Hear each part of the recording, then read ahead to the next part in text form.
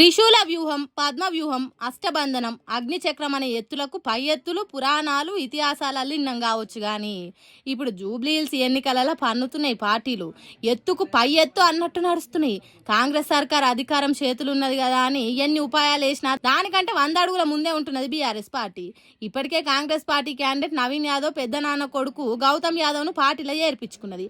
ఆ దెబ్బ నుంచి కాంగ్రెస్ పార్టీ కోలుకోకముందే హెచ్వైసీ సల్మాన్ ఖాన్ అనే ఇంకో ముస్లిం లీడర్ను బీఆర్ఎస్ पार्टीला చేరిండ్రు. और सलमान भाई के वालिद साहब का भी माशाल्लाह తెలంగాణ భవన్లో జరిగిన ఈ కార్యంలో కేటీఆర్ గులాబీ కండువ కప్పి పార్టీలకు స్వాగతం పలికిండు.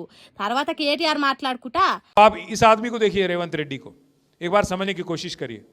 बोल दिए हड़बड़ी में कि वहाँ दे दिया आपको जमीन. कहाँ है वो जगह? क्या अलकापुरी कॉलोनी, शेखपेट के इतराफ में, उसके बगल में वहाँ पे अलकापुरी कॉलोनी बोल के.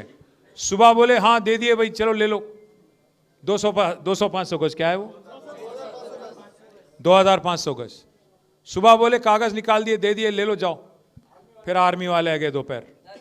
ऐसा नहीं है कि रेवंत रेड्डी को नहीं मालूम है, उसको सब कुछ मालूम है.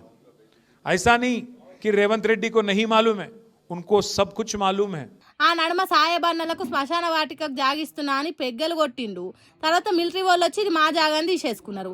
అట్లా బీసీ రిజర్వేషన్లు, కులగణనలు, యూరియా పంపిణీల మీద అవి కావని తెలిసిన మాట ఇచ్చినాం, మోసం చేసుకుంటూ పోతున్నాడని చెప్పిండు.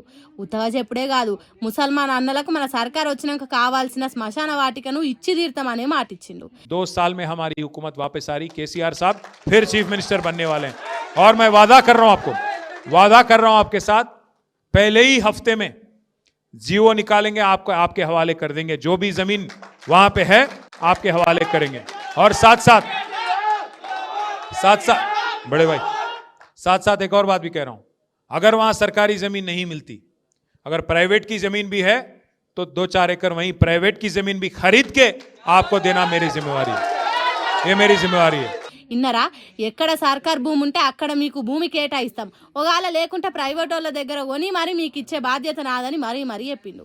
ఇక తర్వాత పార్టీల షేరికైన సల్మాన్ ఖాన్ మాట్లాడుకుంటా అంతకుముందు కేటీఆర్ను బీఆర్ఎస్ పార్టీని నోరు జారి ఏమన్నంటే పెద్ద మనసు చేసుకొని క్షమించాలని అడిగిండు.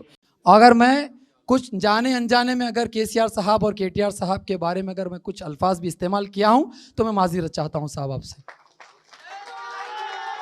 ఇగో గిట్ల జూబ్లీహిల్స్లో జరగబోయే ఎన్నికలను మొత్తం గులాబీ రంగుతో నింపే పని చేసుకుంటూ పోతున్నది బీఆర్ఎస్ పార్టీ. అందుకే కాంగ్రెస్ పార్టీకి డిపాజిట్ దక్కుడు చాలా కష్టమే అంటున్నారు బీఆర్ఎస్ జోరు చూస్తున్న తెలంగాణ పబ్లిక్. చూడాలి మరి ఏమవుతుందో ఇక.